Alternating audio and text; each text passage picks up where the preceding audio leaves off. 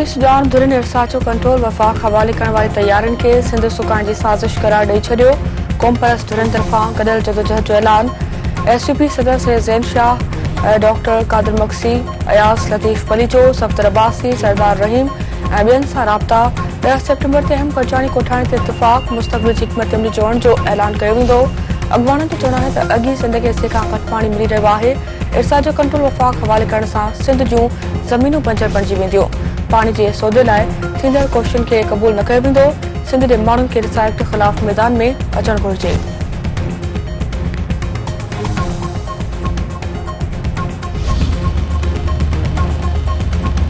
नायब वज़ीर आज़म ऐं परॾेही वज़ीर इसाक़ डार बरतानिया जे सरकारी दौरे ते लंडन पहुची वियो। इसाक़ डार जी बरतानवी परॾेही सेक्रेटरी डेविड लैमी सां मुलाक़ात, पाक बरतानिया लाॻापन ऐं इलाइक़ाई मामलनि ते ख़्यालनि जी ॾे वठि। इसाक़ डार बरतानवी हमसब ऐं ॿिनि अमलदारनि सां मुलाक़ातूं कंदो। बरतानवी पार्लियामेंट मेंबरनि ऐं ब्रिटिश पाकिस्ताननि सां मुलाक़ातूं ते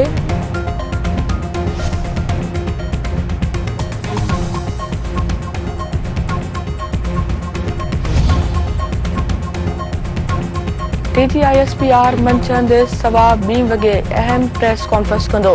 मुल्की सलामती, दहशतगर्दी ख़िलाफ़ खयल क़दमनि ऐं ॿियनि मामलनि बाबति ब्रीफिंग ॾींदो।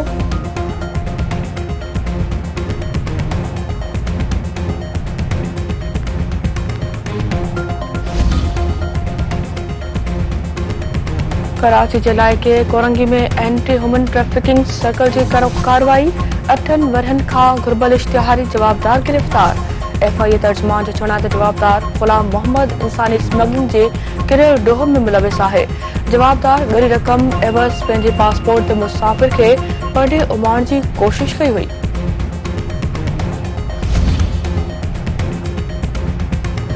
पीर ॻोठ वेझो हलंदड़ सोलंगी जागीरानी तकरार जो सखर में रखियल फ़ैसिलो मुलतवी थियण जो सबबु मालूम नाहे थी सघियो। धुरिन में छिकताण वारी सूरतहाल बरक़रार। ॿिन्हिनि धुरिन में हिन वक़्त ताईं 6 ॼणा क़तल ऐं 15 खां वधीक ज़ख़्मी थी चुका आहिनि।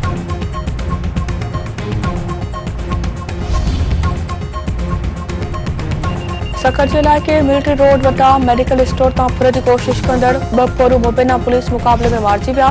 पुलिस जो चवणु आहे त ॾोहारियुनि जी शमसाबाद वासी मलिक ग़ुफ़रान उर्फ़ ग़ूफ़ी ऐं आदमशाह कॉलोनी वासी काशिफ अली तौरु सुञाणप थी। डिस्ट्रिक्ट जे सांगड़ में मंशियात केस में कैद काटींदड़ कैदी फौत। बलोचिस्तान वासी अब्दुल कादिर दिल बीहण सबबु फौत थी वियो। वासन के इत्तला।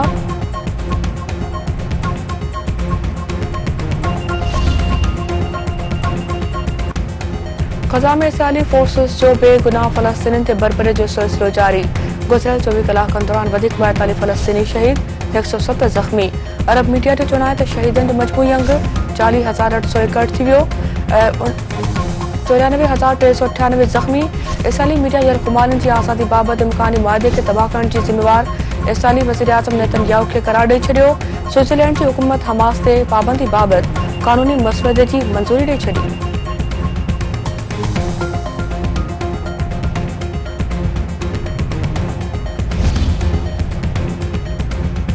अमरीका जे अॻूणे सदर डोनाल्ड ट्रंप चयो आहे त संदसि दौर जे परॾेही पॉलिसी तकरारनि खे वधण खां रोकियो। हू सदर हुजे हा त इसराइल ते 7 अक्टूबर वारो हमलो न थिए हा ऐं न यूक्रेन ऐं रूस जी सूरतहाल पैदा थिए हा। सभु ॼाणनि त संदसि दौर में ईरान इक़्तिसादी तौर ते तबाह हो।